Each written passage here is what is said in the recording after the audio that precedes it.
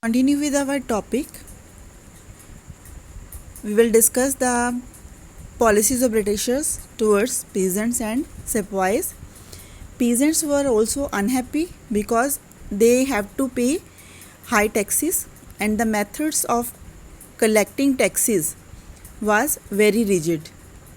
Many peasants also lost their lands because they were unable to pay the loans due to high taxes. And Indian sepoys were also unhappy.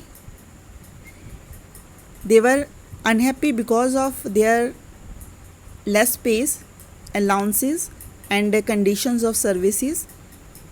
They were not treated well in comparison with British soldiers.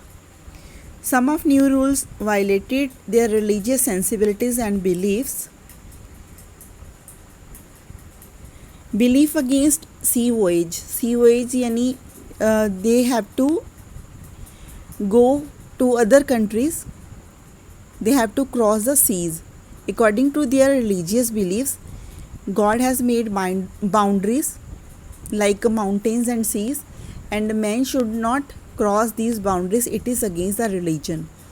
So Hindu do not want to cross the seas as they were thinking it is against their religion.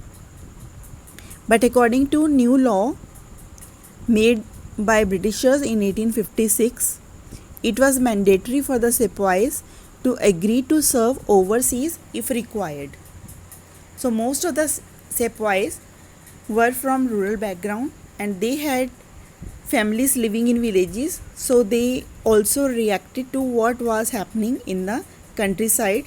Means what was happening in the villages was affecting the sepoys, so they were against the new law which was made in 1856.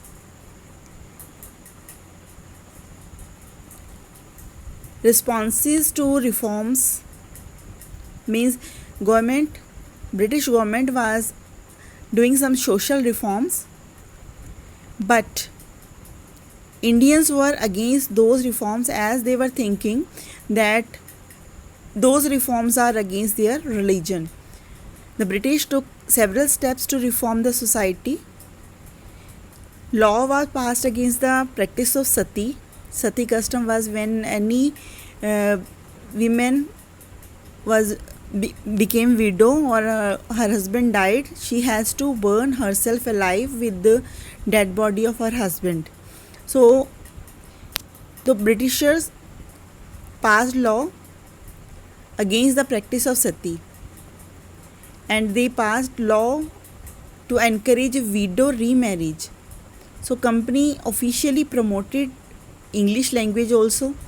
So these were the reforms which were not accepted by the Indians.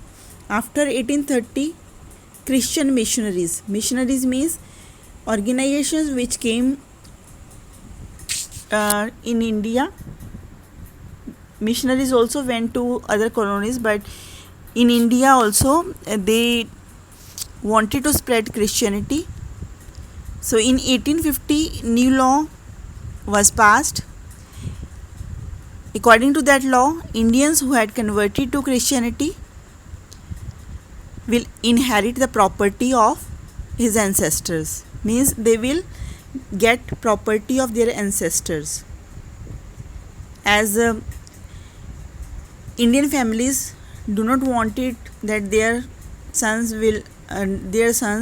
to adopt Christianity, so they were saying that if they will adopt Christianity, they will not give them their property. So law was passed that if they will adopt Christianity, then they will get the property of their ancestors. A feeling was developing among most of Indians that Britishers were trying to destroy their religion, social customs and traditions. However, there were some others who wanted to get rid of many of social evils. Means there were different opinions. Some wanted to get rid of social evils, but others having the feeling that these reforms are against their religion and their traditional way of life. The rebellion of May 1857 threatened the company's very presence in India. So the rebellion was threatening the Britishers. They were thinking it that that is dangerous for their rule. The mutiny, which started from cantonment in Meerut, engulfed the large part of northern and central India. People from different sections of society rose up in rebellion, and many historians regard it as the biggest armed resistance to the colonialism in the 19th century anywhere in the world.